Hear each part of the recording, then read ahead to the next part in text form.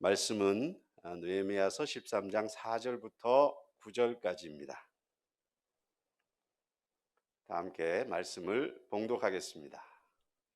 이전에 우리 하나님의 전에 방을 맡은 제사장 엘리야십이 도비아와 연락이 있었으므로 도비아를 위하여 한 큰 방을 만들었으니 그 방은 원래 소재물과 유향과 그릇과 또 레위 사람들과 노래하는 자들과 문지기들에게 11조로 주는 곡물과 새 포도주와 기름과 또 제사장들에게 주는 거제물을 두는 곳이라. 그때에는 내가 예루살렘에 있지 아니하였느니라. 바벨론 왕 아닥사스다 32년에 내가 왕에게 나아갔다가 며칠 후에 왕에게 말미를 청하고 예루살렘에 이르러서야 엘리야십이 도비아를 위하여 하나님의 전뜰에 방을 만든 악한 일을 안지라. 내가 심히 근심하여 도비아의 세간을 그 방 밖으로 다 내어 던지고 명령하여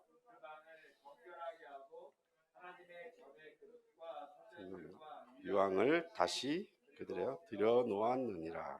아멘.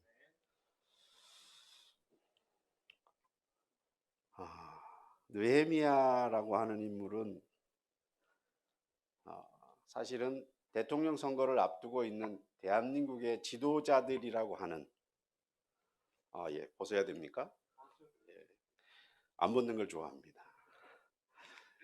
느헤미야라고 하는 인물은 특별히 대한민국의 이제 대통령 선거가 남고 있는 얼마 안 남았는데요. 지도자들을 꿈꾸는 사람이라면 꼭 한번 공부를 해야만 하는 인물입니다. 기독교인이 아니더라도 조금 보아서 이분이 어떠한 마음으로 나라와 자기 백성들을 위했는가라고 하는 부분을 한 번쯤 배웠으면 좋겠다라고 할 만큼 대단한 인물입니다. 사실은 느헤미야서를 쭉 길지 않으니까 13장밖에 안 되니까 쭉 읽어보시면 느헤미야에 대해서 잘 알 수 있습니다. 그런데 느헤미야는 사실은 예루살렘 성전을 다시 만들 간절함이 없어도 되는 인물이에요. 예, 포로의 후손이었고 이미 끌려갔던 그 나라에서 페르시아에서 이미 자리가 잡혀 있었고 우리나라로 말하면 비서실 정도에 근무할 정도의 위치였고요. 그러니까 사실은 느헤미야는 예루살렘 성전이 무너졌든 안 무너졌든 자기 삶에 큰 관계가 없었던 인물입니다. 그런데 그 느헤미야는 그렇지 않았고 자기 동생을 통해서 들었던 예루살렘의 그 처참한 현상을 보면서 울면서 오랫동안 기도하고 준비해서 왕에게 허락을 얻고 다른 이들이 20년 걸리고 25년 걸리고 했던 그 성전을 52일 만에 다시 지어낸 인물입니다. 뿔뿔이 흩어졌던 이스라엘 사람들을 다시 한 마음으로 모으고 그들이 힘을 합쳐서 그 대공사를 이루어냈던 인물, 그가 느헤미야입니다. 근데 오늘 목사님께서 저한테 말씀 준비를 하세요라고 하는 연락을 받고요. 왜 느헤미야서가 본문이 될까요? 그건 한 계기가 있었습니다. 어느 날 저희 노회 목사님들이 이렇게 공유하는 카톡방이 있어요. 근데 거기에 한 목사님께서 저 상계동에서 교회하는 목사님인데 글을 올렸어요. 요청 글을 올렸어요. 우리 교회 집사님이 한 분 계신데 류마티스 관절염으로 아주 남자분인데 걷는 것조차 힘드신 분이 있다고 그래요. 그리고 또 한 분은 암인데 3기 여자 집사님이 계신데 기도 좀 해달라고 올렸어요. 그러면서 그 올리게 된 배경을 이렇게 글을 올리셨어요. 그러니까 새벽 기도 때 그 남자 집사님이 새벽 기도 이제 하시려고 교회 차량에 타시고 하면 타고 내리는 것조차 버거우신 거예요. 그런데 그 목사님께서 목사로서 얼마나 치료해 주고 싶겠어요. 그거를 기도해서 낫게 하고 싶겠죠. 근데 이분이 그게 안 되는 거예요. 기도가. 그러니까 가슴 아프게 그걸 이렇게 차량 운전을 목사님이 하셔서 오시면 그분이 내려서 교회 올라갈 때까지 뒤에서 가슴 아프게 그걸 지켜보셔야 되는 거예요. 또 하나는 예배가 끝났는 그 주 예배가 끝났는데 그 암 걸린 여자 집사님이 기도를 해달라 그랬대요. 목사님 기도해. 근데 어떤 목사든 그렇습니다. 기도해서 그 자리에서 나야 되는데 안 나면, 그러니까 이분이 이게 때문에 또 주저가 되는 거예요. 목사님 가슴이 아픈 거죠. 그러니까 오히려 그 여자 집사님이 목사님 저 괜찮아요, 기도해 주세요, 오히려 위로를 하셨다고, 그런 얘기를 가슴 아프게 올리시면서 기도 좀 해달라고 그 카톡방에 있는 모든 목사님들에게 요청을 하셨어요. 제가 그 글을 읽고요, 저도 목사니까 그 심정 이해하겠죠. 그래서 제가 늘 대장이라고 표현하는 우리 하나님 앞에 물어봤습니다. 하나님 왜 안 됩니까? 여기 앉아 지금 예배를 드리시는 분들이 보면 저 목사님 공부가 안 됐어 이렇게 하실 수도 있습니다. 여러분은 말씀의 실제를 아시니까. 예. 근데 제가 우리 대장에게 구했던 거는, 베드로가요 하나님 기도했더니 안전병이가 일어났어요. 성경에 써놓으셨잖아요. 이거 안 써놨어야지, 써놨잖아요. 또 사도 바울이 기도하면 낫잖아요. 하다못해 베드로가 지나가는 그 그림자만 지나가도 스쳐도 병이 낫는다고 하셨잖아요. 왜 그 사람들은 되고 그 사도들은 되고 지금 안 돼요? 이거를 이제 하나님 앞에 제가 따지기 시작하는 거예요. 제가 기도도 안 하는 목사가 말이죠. 재밌죠? 그래서 근데 제 기도가 이렇게 하나의 레파토리가 잡히면 이제 하나님은 피곤해지시는 거예요. 매일 해 그거를 똑같은 얘기를. 그러니 응답을 약속하신 하나님은 얼마나 피곤하겠어요. 한 얘기 또 하고 한 얘기 또 하고. 저놈이 그래서 주신 답이 두 가지가 있는데, 하나는 요한복음에 나오는 베스다 연못이에요. 또 하나는 이거예요.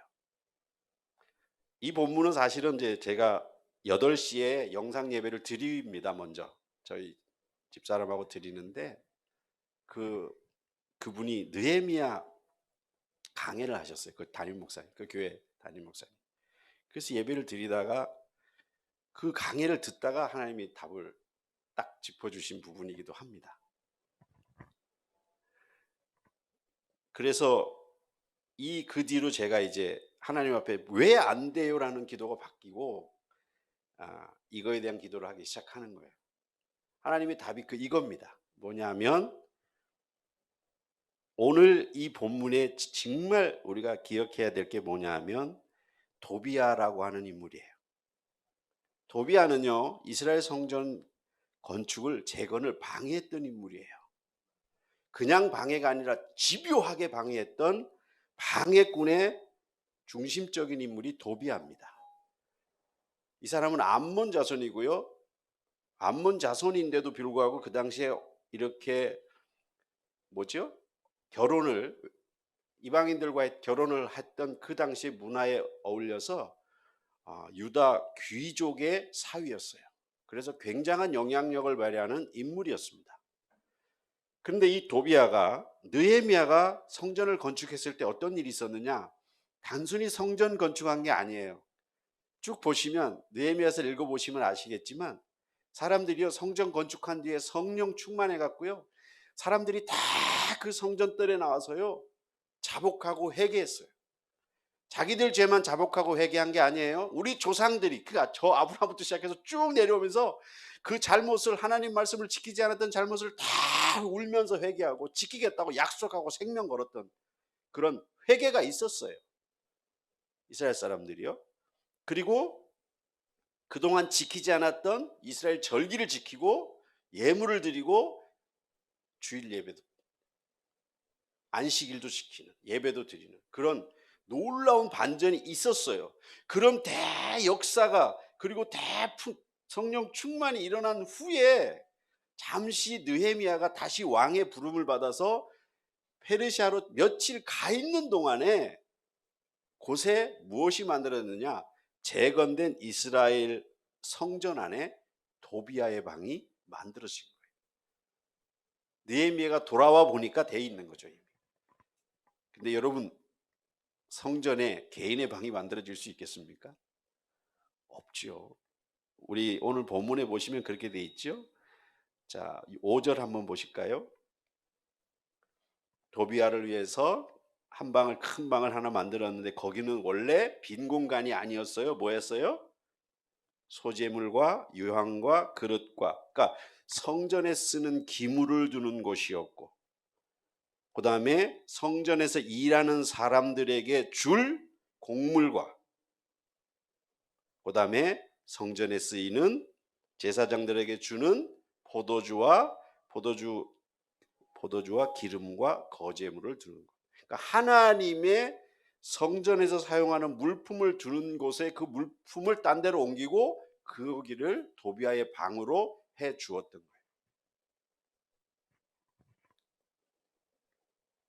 이 말씀을 하나님이 저한테 주시면서 물어보신 거예요. 거꾸로 저한테. 왜 하나님, 지금 목회자들은 안 돼요? 지금 목회자들, 지금 이 글 올린 목사님도 너무 신실하신 걸 내가 아는데 왜 안 돼요? 라고 제가 따지면서 기도했을 때 하나님이 저한테 물어보신 거예요. 거꾸로. 야, 니는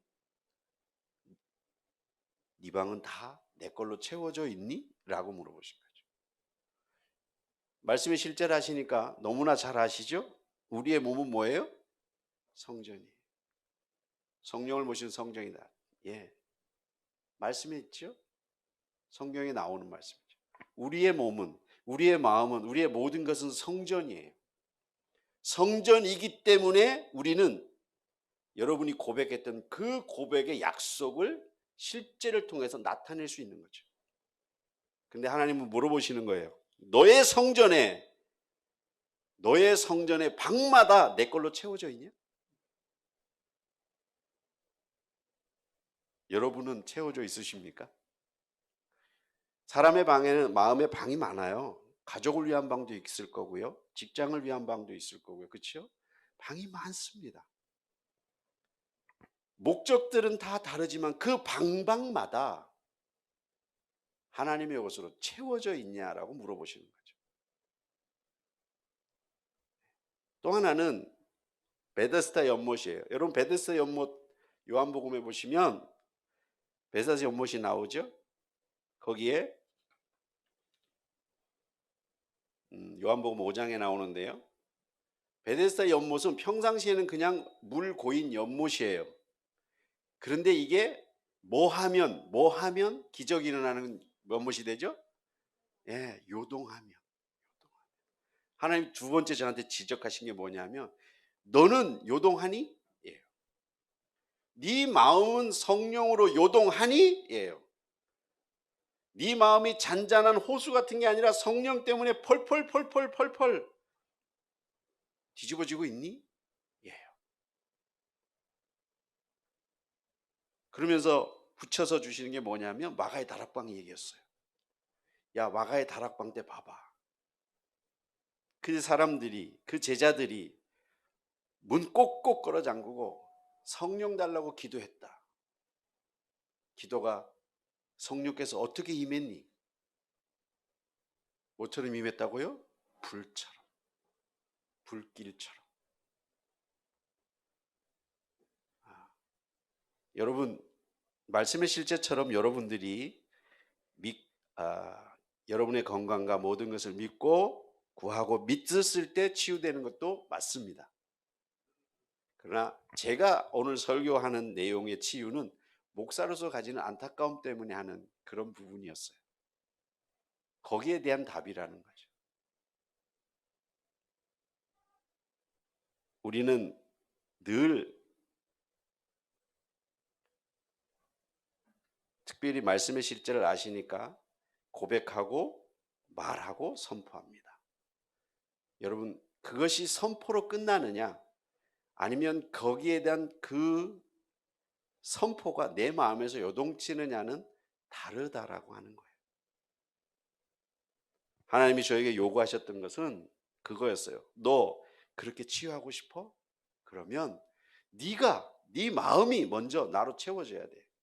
방마다 가득해야 돼. 두 번째는 그 성령이 너 안에서 요동쳐야 돼. 성령이 잠잠한 게 아니라 네 안에서 번성하고 번영해서 가득하다 못해 넘쳐나려고, 폭발하려고, 밖으로 나가려고 요동하셔야 해. 그 정도로 채워져야 해. 그리고 나서 해봐. 네, 저한테 주신 답은 그거였어요. 그리고 나서 해봐.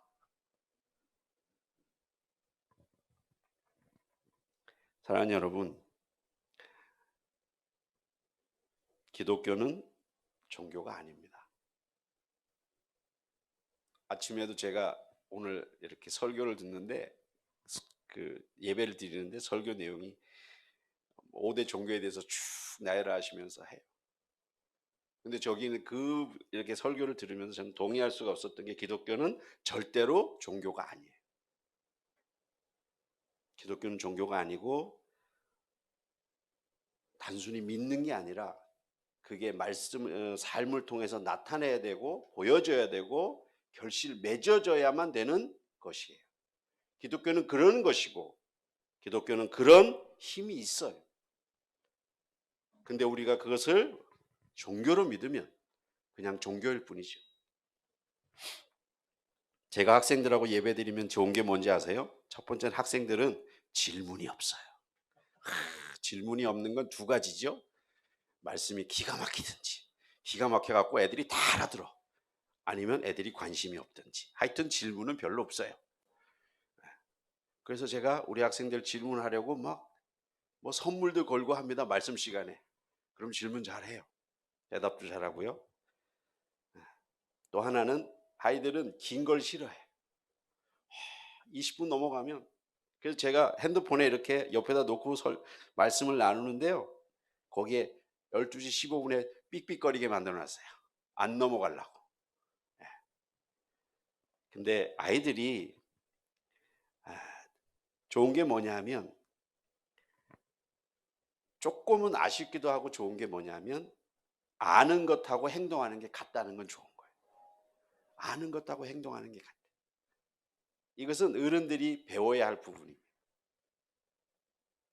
어른들은 알면서도 안 할 때가 있잖아요. 그렇죠? 알면서도 안 할 때가 있어요. 근데 아이들은 알면 해요. 다만 그 아는 것이 맞다라고 인정하기까지 시간이 좀 걸리긴 합니다만은, 맞다라고 인정하고 알면 해요. 우리가 사실은 말씀의 실제라고 하는 이런 부분을 안다고 하는 건 큰 복입니다. 저는 이것을 알기 위해서 우리 여기 계신 우리 뭐 방금 했던 우리 육간사님이나 집사님처럼 공부를 한 건 아니에요. 저는 거꾸로 그 교회 들어가고 1년 동안 굴러봤어요. 평신도 새신자 교육부터, 제가 목사인데 가서 새신자 교육 받고, 말씀의 실제 교육 12주짜리를 세상에, 제가 하루 빠졌는데 수료증을 안 줘가지고, 우리 집사람은 12주하고 수료증 받는데 저는 못 받아갖고 24주 했어요. 안 주시더라고. 그리고 그 뭐 목사님께서 주시는 식사도 함께 나눠보고, 모든 그 시스템 안에 다 들어가서 직접 해상말로 굴러봤어요. 굴러보면서 제가 많은 배웠고, 또 제가 많이 느꼈고, 도움도 받았고, 저희 집사람도 많이 거기서 큰 은혜들을 많이 받고 새로워졌어요. 안다는 건 좋은 거죠. 그런데 제가 2021년을 보내면서 여러분한테 한 가지 당부하고 싶은 게 뭐냐 하면, 꼭 이 아는 것이 결실 맺게 하라는 거예요. 그렇죠? 예수님은 뭐라고 얘기하냐면, 열매로 너희를 알겠다 그러죠. 열매로 너희를 알겠다. 말씀의 실제를 알고, 말씀의 실제를 고백하고, 말씀의 실제를 선포했다면 뭐가 맺혀져야 된다고요? 늘 담임 목사님 강조하시죠. 뭐가 맺혀져야 돼요? 열매. 내가 선포하는 걸로 만족하지 마십시오. 제가 선포하는 걸로 만족했다면 하나님 앞에 따지지도 않았을 거야. 안 따졌으면 이런 답도 안 주셨을 거라고 저는 믿습니다. 제가 따졌기 때문에, 결실을 위해서 따졌기 때문에. 저도 그런 간절함이 늘 있었거든요. 목사가 제일 가슴 아픈 게 뭐냐면요, 아픈 성도 있을 때예요. 어느 목사가 그 아픈 성도를 위해서 기도했는데 안 낫길 바라겠어요. 자기 영광을 위해서가 아니라 기쁨을 위해서, 기쁨을 위해서 낫는 걸 바라는 거잖아요. 근데 그렇게 안 될 때에 가슴 아픔을 알기 때문에 제가 따졌던 거예요. 하나님, 기도하면 낫는 열매 좀 주십시오라는 마음으로 따졌던 거예요. 하나님 앞에. 따졌다는 표현은 죄송하고요. 기도했던 거죠. 우리 사랑하는 성도들이, 늘 제가 많은 교회들을 다녀보고 예배를 드려보고 가슴 아팠던 게 뭐냐면, 성도들이 프레임은 확실하다. 어느 교회를 가든 기독교인으로서의 프레임은 분명히 가지고 있는데 내실이 없다라는 게 제가 가슴이 아팠던 과거 경험이 있거든요. 마찬가지죠. 말씀의 실제도 마찬가지라고 생각합니다. 예, 믿습니다. 고백합니다. 선포합니다. 그리고 하나님 앞에 그 다음에 뭐 하셔야 돼요? 결실을 달라고 기도하셔야 돼요. 또 그 결실을 위해서 노력해야 됩니다. 선포했으니까 당연히 되겠죠. 예, 됩니다. 그것은 약속이니까요. 그걸 넘어서는 뭐가 있어야 된다고요? 결실이요.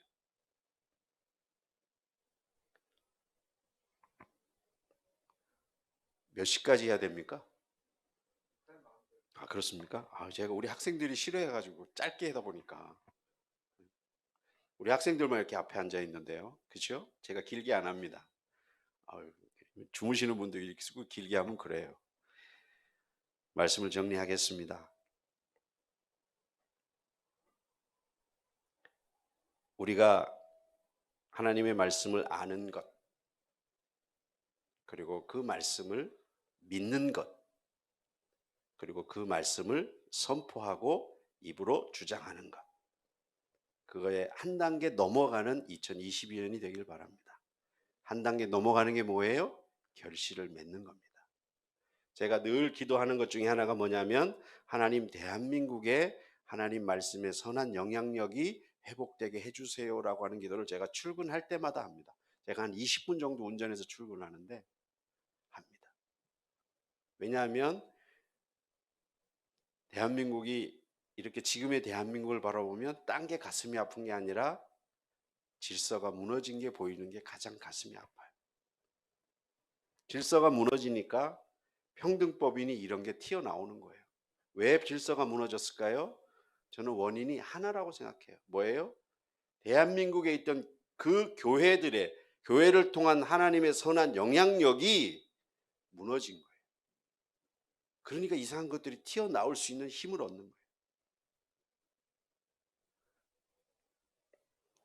모든 성도들이 2022년은